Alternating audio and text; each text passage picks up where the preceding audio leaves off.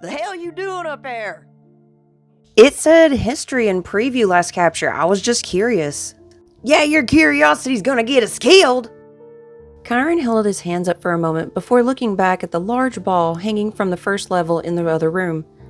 You guys see that? The other two on the lower level looked around as Chiron jogged down the steps and over to the area where the towers were separated. Wolfram caught him by the collar of his shirt and nearly choked Chiron backward. He leaned close to Chiron's face and whispered through his clenched teeth, Don't touch anything.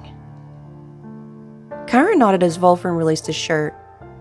The three of them ventured into the room with the large glass orb with an uncountable number of tiny lights floating about, just as if the night sky were full of lightning bugs. It was almost entrancing to watch. What do you suppose those are? Chiron inquired. Souls, Wolfram whispered. What? I know a soul when I see one. One can't forget. So, it really is a soul chamber? Lucas was standing near one of the tanks and looking down as he glanced back to the other two. Whoa, he breathed. The rectangular tanks were filled with the same light blue liquid as the plant in the original first level area. As they stood around the one Lucas was set at, all of them had their mouths open in awe. Is that a person? Chiron uttered. Aye, seems so. Lucas gazed up for a moment, then looked back at them. Apparently, they're alive but empty. Empty? Bodies with no souls. So these aren't even real humans? They're artificially made? Chiron gazed back up to the massive ball of lights and then back at the body. What are they doing here? From what the whispers are saying, it seems like they were trying to find a way to become immortal. I was wondering what they meant when they kept saying those before. They were wiped out by disease. So a disease killed them all? Where did we come from then? I don't know about that. They seem uninterested in your question, but they did mention a disease that caused all to become sterile. They could no longer reproduce, and it seems like all those who were about to pass that mattered had their souls captured and placed in an isolation tank to preserve until a compatible body could be created for each host. Seems like they were able to make bodies with reproductive systems, but nearly all of them failed before the soul was able to get settled into the body. So they were dying out quickly at this rate, and they could not produce compatible bodies quickly enough. So they settled for capturing the souls and holding them to ensure that they still provide each individual with one. It looks like something happened and halted everything, but they're not saying. I wonder how they were able to tell if they were compatible or not. Not sure. They haven't said or just don't know. I wouldn't mind having me a new body where my back doesn't hurt all the time. I second that. I'm sure you'll be just fine finding yourself a goth chick. They're into those things. Lucas rolled his eyes. You know, maybe if we studied these things a little more, we could get ourselves a new body, Lucas and I. I'm growing old, and Lucas here simply just needs a, well...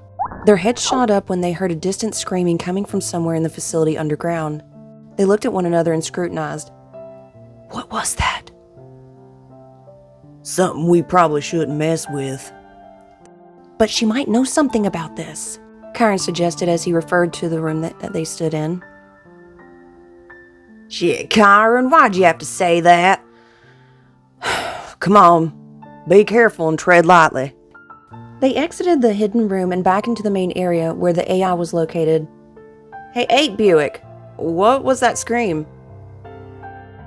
Unauthorized Project Specimen 29 is undergoing high levels of emotional instability. 29's current state, detachment. The specimen is starving.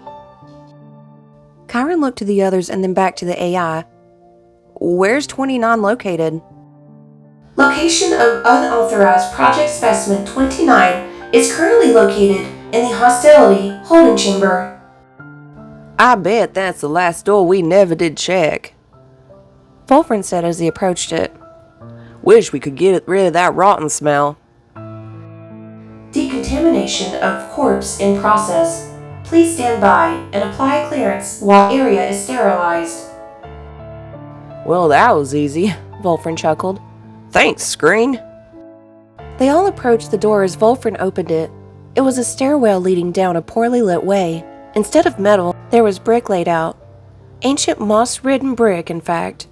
Musty, damp air filled their nostrils, reminding Wolfram of his days of training in nearby caves. While this reminded Chiron of those nights, he had to hide in abandoned buildings when the police were in search of him. Lucas noticed little as his senses were dulled incredibly, but made him think of the run house he lived in with before. They made their way down with Wolfram in the lead. It was not as long of a walk as when they came to the underground portion of the facility, but in merely under a minute, they reached an area that appeared to lead into a room to the right at the bottom. The floor was dry concrete, with large cracks scattered like it had been struck by lightning. Some of these cracks were nearly a foot apart and too deep to see to the bottom. A reminder, boys, tread carefully. Be on high alert and don't touch anything, he said as he looked at Chiron. As they rounded the corner, they came into a large laboratory that appeared run down. Vines hung from many of the metal contraptions inside its brick tomb that looked much different than the rest of the facilities. The scream came again and much louder, echoing off the walls as the sound of metal scraping against metal hit their ears. They all clapped their hands over their ears as if it felt like their teeth might explode from the horrid sound. When the sound faded, they all looked at one another. I don't know about that, man. Maybe we should... We're here and you had a point back there. Someone might be in trouble who can help us. Does that sound like a call for help? Chiron asked as he pointed his thumb behind him. It sounds like a cry of pain to me, boy. Chiron looked down at his feet and placed his hands in his pockets as he moved his shoe around on the grimy floor. Lucas looked at Wolfram and raised his brows as he turned away. Wolfram crept into the room and glanced around, gazing up to his right. What is it? There's a metal door on what appears to be a stumpy tower. The sound of chains clinking faintly. Wolfram looked back to the two boys who had stayed back. I think they're in there. Chiron and Lucas approached where Wolfram stood and gazed up at the short tower he had mentioned, then down to the metal door. Wolfram walked up to the door and slid a small piece near the top to peek in. It was too dark to see. Is anyone in there? A low growl followed. Wolfram backed away from the door and turned to the boys. I don't think it's human.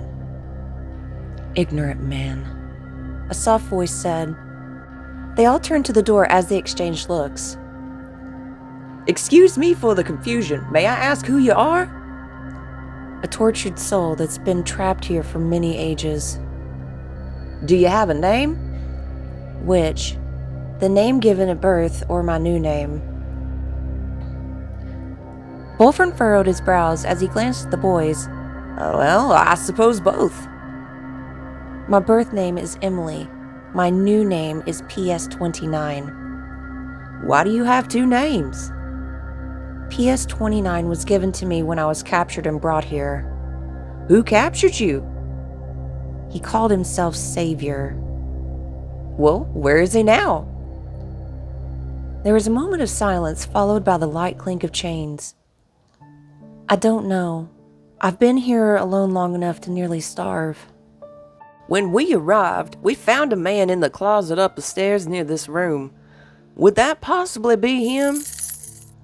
Likely. He never leaves me alone for long. Well, he's dead now. He's been dead for quite some time. A sigh came from inside the chamber. Was that you screaming earlier? Likely. I've cried out for help, but no one has come until you. How do we get you out of there? There's a lock on the door. I don't know. He likely has the key on him. That isn't good. The system upstairs is decontaminating the area he's in and doing cleanup. Look for a key, boys, he ordered. You're not alone. Her tone had changed and seemed flattened. My 2 companions are with me. We've been on an expedition. We won't hurt you. They're looking for the key now. How do I know you're not one of them? One of who? I do not know what they call themselves. They wear a long white lab coat. Similar to the one Savior wore? Yes. No, we are not. Approach the door and look for yourself. We are not in that clothing. I cannot. I am chained. I see. We'll get you out of there. We're looking for the key right now. Wolfram turned and saw the boys rummaging through the drawers and compartments. Kyron looked at him and shook his head, as did Lucas did the same several moments after. We're not finding it, man. Do you have anything in your bag to break this lock? Duh. Let me look, hold on. He sat his bag down and began looking through his items until he found a small pair of wire cutters. Son, I don't think that's gonna get this lock. Fine, he said as he zipped his bag and threw it over his shoulder. Stand back. Kyron took his gun and aimed it for the lock. Don't! Why? He made me a monster. I'm ugly. What do you mean ugly? What Kyron is meaning to ask is, are you a threat to us if we release you? No. Okay, then appearance isn't a problem. Lucas here is a bit of a, unique situation himself. Okay. All right, stand back. Kyron brought his gun back into position. He took the safety off the gun and aimed at the lock. Firing a single shot to the lock caused it to break and release. Kyron placed the gun back into his holster as he looked to Wolfram, referencing that he should go ahead and open it. Always gotta be the adult around here, don't I? He muttered with a smirk. He walked over to the door, removed the lock, and tossed it to the side as he pulled the lever. The hinges groaned loudly as the door opened slowly. Light began filtering through, but the far portion in the back was still obscured in darkness. A small bit of chain came out and curled back into the black. Wolfram took 3 steps in when the chain disappeared. Coming into the light was the face of a malnourished woman, but bore a mouth wide open, displaying razor-like teeth one would see in a deep-sea fish. Her eyes were wide and angry, with a sharp sliver pupil in each. She lunged from the black with her claws extended and screamed as she aimed for Wolfram. Wolfram stood where he was as she came within several inches of him before being jerked back and falling to the ground as the chains clanked loudly. You lied to us. You are a threat. He said as calmly as he placed his hands in his pockets. She picked herself off the ground and hissed. You lied to me. How so? I said we'd get you out. We unlocked the door for you, and I was gonna help you out of those chains before you lost your temper. You are one of them. And why do you suggest that? No one is here but them. Except us. And your savior, as he called himself, is dead upstairs. We have not met a single person since we arrived here but you. Liar! And how can I prove to you that I'm not? She began thrashing in her chains before quickly tiring out and crumpling to the floor, breathing heavily. Kyron? Wolfram stated it as he gave a come-hither motion. Do you have one of them protein bars you mentioned earlier? Kyron dug in his bag and handed one to Wolfram. He turned and was about to toss it to her when he looked at the condition of her hands. Each finger was cut to the middle phalange and the distal phalanges were replaced with some type of sharpened blades. He gave a short, then unwrapped the top of it and sat himself down on the ground where he stood and held the bar out just within her reach. She watched him and then stared at the bar for several moments before looking back at him. This proves nothing. I'm your disgusting test subject. You want me alive to do more experiments. How am I supposed to believe anything? How about you eat and then we talk? She remained where she was and considered this a moment. Please, give it to me. Come to me. I can't say I necessarily trust you right after you tried to attack me. Her lip curled into a snarl before placing her hands on the ground and shakily got to her knees. It was then that he realized how thin she was. She appeared nearly frail and would have perished within the next several days from starvation. She must have nearly used all of her energy she had left to try her attack, Wolfram figured. She crawled along the floor as her limbs quivered beneath her. As she came into the light, it was very apparent now what she meant when they said that she had made her into a monster. It was not just her claws, teeth, and eyes. They had also modified other portions of her body. Her ears had been laid back but revealed themselves as they stood straight up on the top of her head, as you would see on a dog. There was no fur on them, however, and was made entirely of human skin. A slender tail, nearly the same length as her body, slowly moved and occasionally would rest itself upon the ground. As her bottom portion came into the light, her feet were also replaced with 3 long toes and claws extending from them, while the shape of her leg resembled a raptor. Wolfram had the urge to raise his eyebrows at her, but merely kept his poker face on as she approached him. As she extended her hands, she looked at him as her black slits swelled into the sea of green, and her ears laid back again. "You have to toss it the rest of the way. Can you remove the wrapper and throw it to me?" Wolfram did as she asked and tossed the wrapper aside and threw the bar in front of her. Taking a single claw, she drug it across the floor and ate it from the ground in several aggressive bites, finishing it within 15 seconds. She then sighed and laid herself on the ground. Wolfram felt rather awkward. Do you have any clothes? She raised her head, as did her ears, then they fell back. I've been this way for so long, I'd forgotten," she said lowly as she slinked back into the darkness, only revealing her face. Well, that's all right. Is there anything here we can get you dressed in? I don't know. My clothing before would not fit me any longer. She glanced back at her tail that came back into the light before whisking back into the darkness. Let's see what we can find then. Boys, can you search around for something to clothe her with? And Kyron, do you have a bowl or any sort of thing to put water in? Yeah, sure. Kyron had a small steel bowl and poured water from his canteen into it and handed it to Wolfram, keeping his eyes on the girl. He then backed away to assist Lucas. Wolfram turned back to the girl and sighed. How'd you wind up here? I was sent on a mission. I was a straight-A student and had just graduated when I was contacted by a company with an offer of a large sum of money to research the Continental Divide. I was here about 3 weeks when I woke up with my limbs bound and my mouth taped shut. I was being carried by Savior. I don't know how long I've been here. Did he ever speak to you? Her lips curled into a snarl as her ears laid back again. He was obsessed with me. He kept saying how he was going to fix all my imperfections and make me a perfect creature. After each modification, he would take me after my wounds were healed. I have felt dirty for so long. He cooed to me, saying what a beautiful thing I was. No matter what I did, I could not stop him. He would paralyze me so I couldn't fight back, but be awake through the whole thing. I hated it. I tried to kill myself, but I was too coward to really go through with it, and I want nothing more than to die. I did not think I was beautiful, but I would do anything to be fully human again. I can never go back home. I don't know where I could even go now.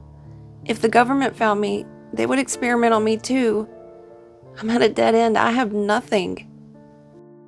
Are you sure about that? Wolfram raised a single brow. She merely furrowed hers. You have friends if you will accept us to be such. He gestured to the boys outside the door. How can I trust you? You asked for my story and nothing's changed. Who are you? You mentioned Lucas and Kyron, but never you. Wolfram, you can call me Ren if it makes it easier. I've had plenty of people tell me my name's difficult to say. Wolfram. You gave your story, and surprisingly, yours meshes with Kyron's quite a bit, actually. What do you mean? Her ears perked up. I think you may want to hear it from Kyron himself. Wolfram turned to the door. Any luck, boys? Kyron's head popped into the door. Nothing so far. You'd think the dude had a change of clothes or something somewhere.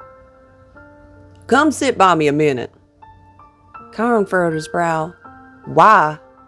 I think our lady here has something in common with you, much more than you realize. Okay.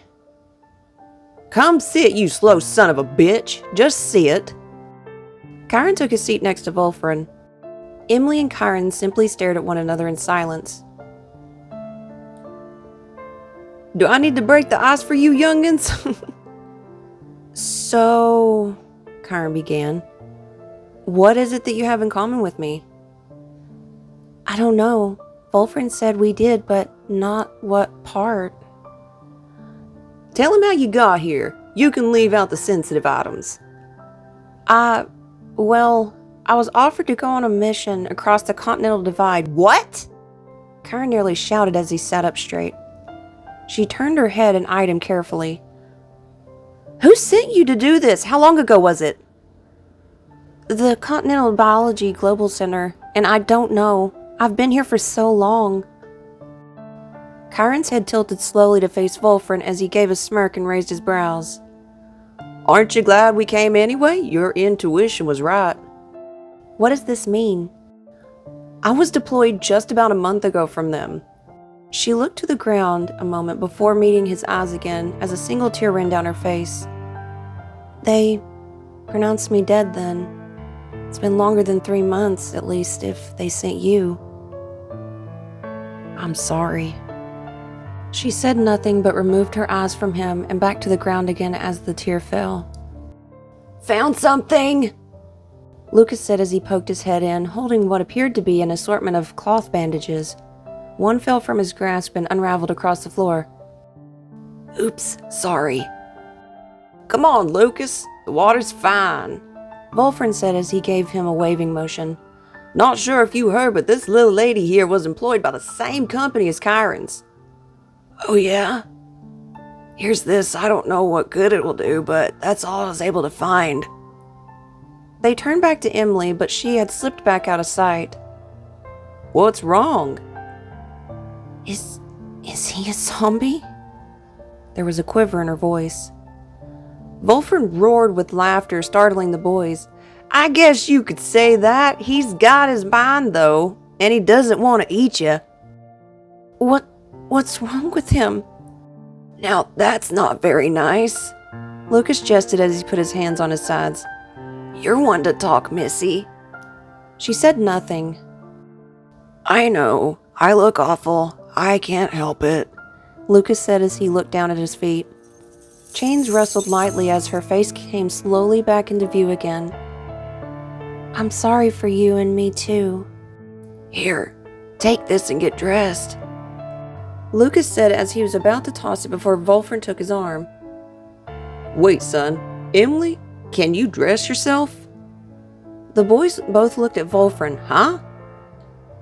Wolfrin looked at them. I suppose you don't recall the condition of her hands, do you? They both shook their head. No. He turned away from them and back to her. Can you? She frowned and shook her head. I would tear it up. Who wants to volunteer to assist our little lady with getting dressed? What? Chiron exclaimed. Lucas seemed just as shocked. Well, she physically can't, you see. She has human fingers, but not quite human fingernails. And how can we trust her not to slit our throats or stab us? I think we proved to her that we're not savior or come from where he did. I believe we have made ourselves yet another companion, wouldn't you say? Wolfrin asked as he turned back to Emily. I suppose so. Then it's settled. Now, again, who wants to assist? Both boys looked at one another and then back to Wolfrin nonplussed. What, have you never seen a woman before? He chuckled. It's just, we don't know her and I feel awkward handling... Oh, shut up.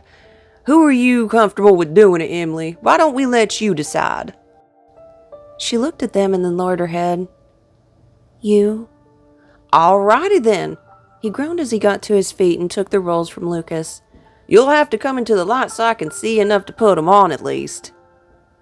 She slowly crept into the light as Chiron gasped while Lucas took a step back. Her head lowered further as she approached Wolfram. Can you unchain me? Of course! Wolfram smacked his head. Chiron, can you do the honors? Oops. We found some pretty heavy cutters out there when looking for the clothes. We can use that instead of wasting bullets. Lucas came back with the cutters, passing them to Wolfram. Alright, boys. Since y'all are too chicken shit to put your fears aside to help the little lady, then you ain't watching the show either. Shoo now! They both walked out as Wolfram turned to her. Now then, I'm going to be as delicate as I can when clothing you, alright? If you become too uncomfortable, let me know, and I'll try to wrap you a different way. First, the chains. Wolfram took the cutters and carefully slipped it into the first cuff around her ankle. Then he cut it with a decent amount of effort. Xavier had obviously chosen thicker shackles than Wolfram had come across. He then did the other three and tossed the cutters aside. Stand for me, and we'll need to do your bottom half first. Do you want me to wrap partially down your thigh or make it like you're wearing underwear? She glanced down and examined her legs, pondering a moment on her new clothing. I suppose partially down my legs, but please, not very tight. I'm not used to them any longer, and I'll have to get used to it again. Quite all right. Wolfram glanced at her as he knelt down. I'm going to start by wrapping up this thigh, and then I will have to run it in a diagonal pattern to cover your flower. So I will be as respectful as possible, okay? Okay. Her legs were quivering slightly. It's all right, little lady. I just need to get you decent and clothed. I'm not interested in doing the things he did to you. I'm an old man who misses his wife and family. Even now, I'm not looking for nobody else. You lost your family? She asked as she looked down at him. He began wrapping the bandages around her thigh and working his way up. Unfortunately so. I'm still searching for a way to get back to them, Mo. I still have hope. May I ask what happened? Well, not sure I'm comfortable with telling you everything yet. Let's just say that I worked hard to provide for them and did things that were illegal in my world. Your world? I'm not from here, neither's Lucas. That's another thing you have in common with Chiron. He's from here. Not in this tangled wooded mess, though. He lived in something he called a city. I came from a world without what he calls technology, but we had people who could do magic called dabblers. I was one. It was illegal in my world, and those found to do dabbling were burned alive. Thought we were evil or something. Why is that? Can't rightly say. There are always going to be bad people in the world. A few dabblers were bad, and that made us all bad in their eyes. So, to eliminate the problem, eliminate us all. But I was careful.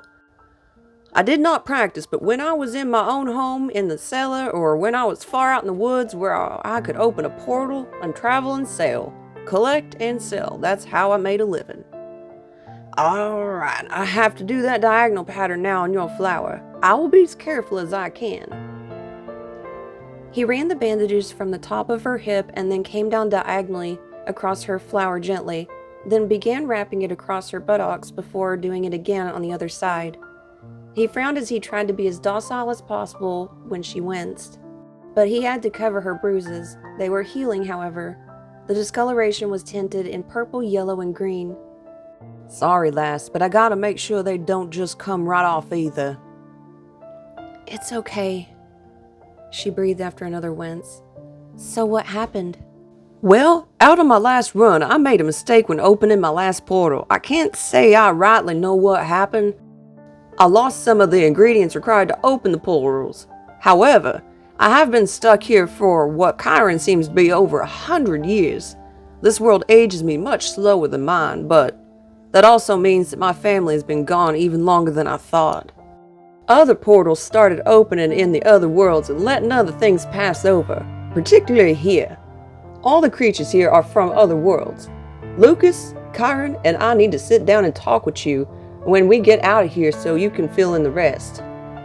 You don't have to stay with us if you don't want to, but you are welcome with us if you'd like. I have nowhere else to go anyway, she frowned. So, what else happened? Long story short, a portal opened close to my village, letting some prehistoric blizzard in and killing everybody. Froze them all to death. I was able to scrounge up enough ingredients to make a doorway, but when I tried to open it, the extreme cold nearly froze my fingers off and I could not go through it. That doorway was one I made to my own cellar. That tells me my family hopefully got out in time, but likely not. My wife was wonderful, but stubborn jackass. Wolfram chuckled as his smile faded. All right, your bottom half's done. Now raise your arms. She raised them as he got to his feet and started at her mid-back, making one loop around her and covering her diamond zone first, then continuing wrapping around her. I'm going to tie this one into a knot in your back just like I did the other. This won't be permanent, of course, but we'll figure out something for later on. Okay, she whispered as she looked down at herself and felt the fabric with her wrist. That is one of the softest things I've touched in a very long time. I bet. You'll have nicer things soon enough. We just gotta finish investigating, then we'll get the hell out of here. Can't say I feel right being in this place. Come. Wolfram said as he turned back to her when he stopped at the door. You can come out. No one's waiting to blow you away or nothing. These two chicken shits ain't gonna do nothing either. She still seemed reluctant, only taking a few steps forward. Wolfram found it fascinating how her 3 clawed feet lifted off the ground and settled themselves again. As he had seen chickens do, the nails clinked softly on the floor with each step. Come. It's alright, dear, I promise. Her ears lowered as she slowly walked his way and eased her head out the door, looking around. She located Kyron and Lucas right away first. They stood several paces away, appearing to be casually waiting. However, at the sight of Lucas, she backed into the door again. What's wrong? I'm afraid. Of what? Him. The zombie. Oh, right. What can we do to show you he isn't a threat? I don't know. I was always terrified of zombie movies. Now, one is right outside the store. But see, Kyron's told me about them horror movies. He ain't like the ones there. He still has his mind, remember? He isn't interested in eating anyone. He has already proven that more than once to us. He actually helped us find you. We would have never found you if he hadn't shown up. She gazed at Wolfram another moment before creeping back out the door and staring at Lucas. Lucas smiled as her ears lowered again. She crept closer to him in a hunched manner that reminded Kyron of a velociraptor with long claws, prehistoric-like feet, and a long slender tail. He watched as she approached him and stopped several feet from him. Hi! Emily hissed and turned to run, but her lizard feet slid on the mossy floor and she fell across one of the metal tables close by. Items went clanking loudly on the ground as she tried to steady herself back to her feet, doing the same motion a dog does when it falls on its side. Her feet kicked wildly as her tail slithered about chaotically in the air to gather her grounding again. Grabbing the side of the table, she thrust herself off of it and then back to the floor, leaving 3 gaping claw marks on it. She backed against the wall, breathing heavily. I'm sorry. I don't know if I can. It's all right, dear. You'll get used to him. He's an apologetic type of person, you see. He's probably one of the least lethal of us all, despite his appearance. I can hear buildings talking about us presently or echoes of the past. You have lived such a hard and terrible life. You make mine seem like a children's rhyme. He talks to houses? Aye, kinda queer, but handy. That's how we found you. Just give me a minute. I'm trying. You're fine, lassie, but we should probably get back up to the area where we sleep soon. It's pretty late at night right now, and I gotta admit, I'm real tired. Can you have him walk ahead of me? He's a bit slower than us because his muscles deteriorated before, but came back to life, so to speak. Please.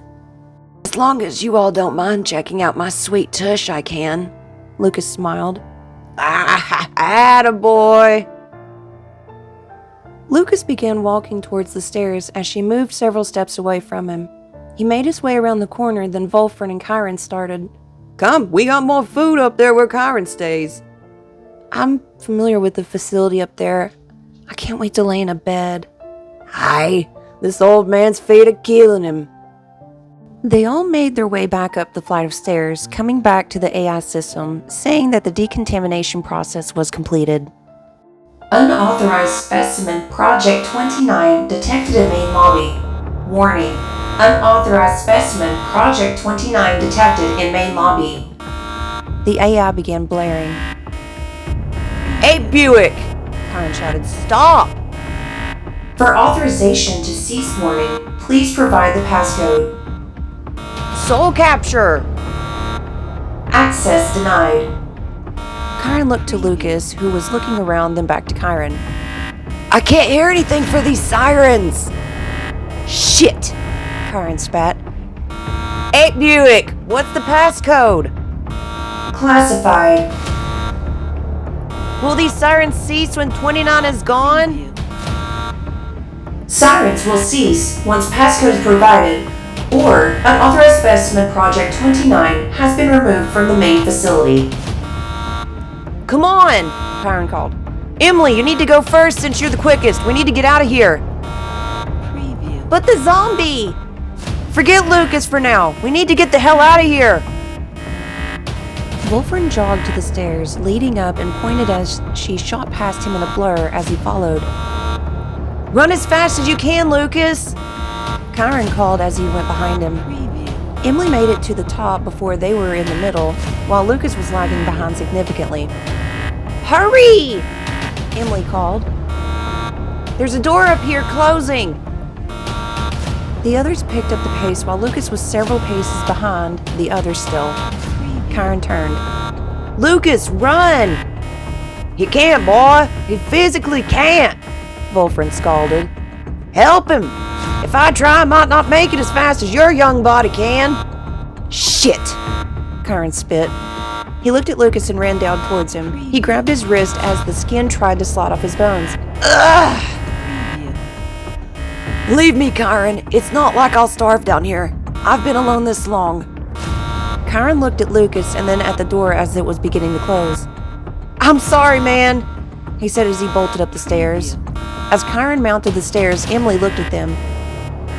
He's not going to make it. Her ears laid back as she furrowed her brow. Can he feel pain? I don't know, Kyron uttered. She groaned as she jumped several flights of stairs before running on all fours down the steps. She reached him within seconds. Do you feel pain? She panted. No, why? Lucas said as he still slowly mounted each step. I'm so sorry I have to do this, she said as she stabbed her claws through his wrist and threw him onto her back. She began running on all three remaining limbs up the stairs as she screamed. As she made it to the landing, the door was just nearly shut as she slid under it with him. Removing her claws from him, her claws scathed across the floor as she backed away from him and against the wall. Tears were running down her face as she hung her head and started to cry. Lass, you did it! Wolfram praised. Why are you crying? I was just so scared, she blubbered, then began to sob. There, it's quite all right. You saved him, it's done, it's over. She said nothing, but only continued to cry. Take your time, lassie. Get it all out. I recall when my mouth was in tears, the best medicine is to just let it cry it out. Why is she so afraid of Lucas? Kyron inquired. Wolfram stepped back over to the boys. Son, she said she's afraid of what she called zombies. But she's so powerful and could tear him to shreds in a second. I think you also forget that this girl is still very young and has been brutally abused, much more than any other person or story I've ever heard. She's still a girl inside despite how her body may have been weaponized. I guess you're right. Kyron sighed as he gazed at the poor girl, who could not even hold her face as she cried as most women did. You alright, Lucas? Wolfram asked as he turned to him. Lucas's wrists were dripping black on the floor as he sat there. Yeah, though I made a mess. Sorry about that. Oh, hush about the mess. You're alive, or, well, you're here at least. They used some of the same types of bandages to wrap around Lucas's wrists to soak the remainder of the blood coming out, and Emily had composed herself. Wolfram assumed if her eyes were more visible outside the hair hanging down over her face, they would be bloodshot. At the end of it all, she had snot pouring down her face and needed several tissues and assistance blowing before she was able to be close to content again. Wolfram had made one of those military meal packs stored in the ground facility and passed a plate to each of them but Lucas, who declined. Emily ate with her face on the plate on the floor, while Chiron tried not to stare at her. Her appearance, he was not sure he could get over. She was bizarre. Maybe I am in a sci-fi movie, he mused as he shoved Salisbury steak in his mouth. So, she was once a normal person like me. This is what happened to one of them.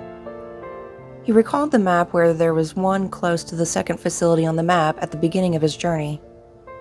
She mattered so little that they never tried to search for her.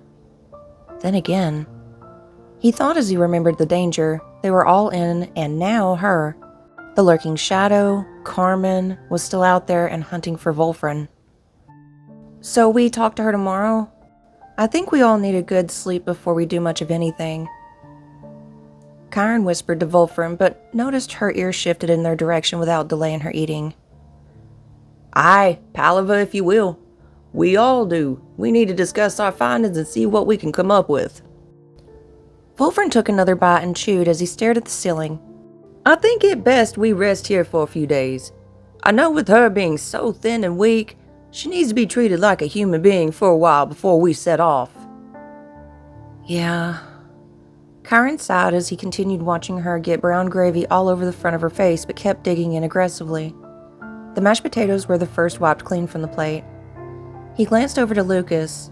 Lucas stood near the bookshelf and flipped through old novels, assumed left for entertainment in the late hours for their subjects. He thought of him among the others who did not make it across the divide. He then wondered if any other marked on the map may still be alive, but in the condition she was in. The rest of their journey was going to be more than he ever bargained for.